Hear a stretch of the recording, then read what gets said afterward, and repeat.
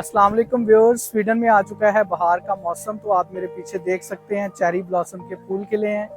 तो बड़ी मुश्किल से स्वीडन में बाहर का मौसम आया क्योंकि ज़्यादा टाइम जो है वो बर्फ़बारी ही रही है। और स्वीडन जो है वो ख़त इस्तवा से बहुत ज़्यादा ऊपर है, इसलिए ठंडा इलाका है। बाहर का जो मौसम है वो थोड़ा लेट आता है। जैसे सबसे पहले बाहर जो है जापान में डेफिनेटली आई होगी। तो चेरी ब्लॉसम जो है ये भी ओरिजिनेट करते हैं जापान से। जब मैं कोरिया था तो कोरिया में बहुत बड़ा फेस्टिवल्स होते थे चेरी ब्लॉसम्स के। बट स्वीडन में इतनी ज़्यादा स्पॉट्स नहीं है चेरी ब्लॉसम की, एक ही है ये कुंस्टा गार्डन। तो यहाँ पर चेरी ब्लॉसम के ट्रीज हैं, तो आप रश से अंदाज़ा लगा सकते हैं कि कितनी जो है ये पॉपुलर स्पॉट है इन दिनों बाहर के मौसम में बनी हुई। लोग बहुत ज़्यादा आए हुए हैं इस जगह को एंजॉय करने के लिए, और ऊपर से सनशाइन है बहुत ज़्यादा।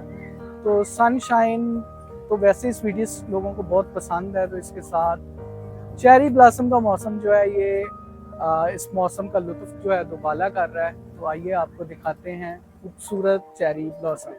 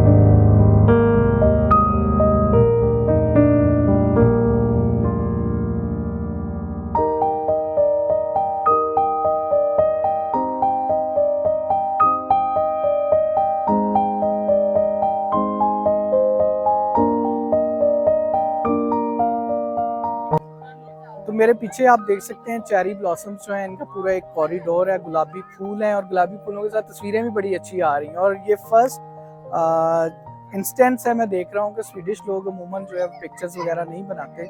जब ये लोग नेचुरल स्पॉट्स के ऊपर जाते हैं तो वहाँ की नेचुरल सीनरी को एंजॉय करते हैं, बुक्स पढ़ते हैं, सनशाइन एंजॉय करते हैं। लेकिन यहाँ पे मैंने देखा लोग पिक्चर्स बना रहे हैं। दिस मीन्स के इन जो मोमेंट्स हैं या इस तरह के जो सीन्स हैं चेरी ब्लॉसम के, उनको वो मेमोरेबल बनाने के लिए अपनी पिक्चर्स हैं वो रिकॉर्ड कर रहे हैं।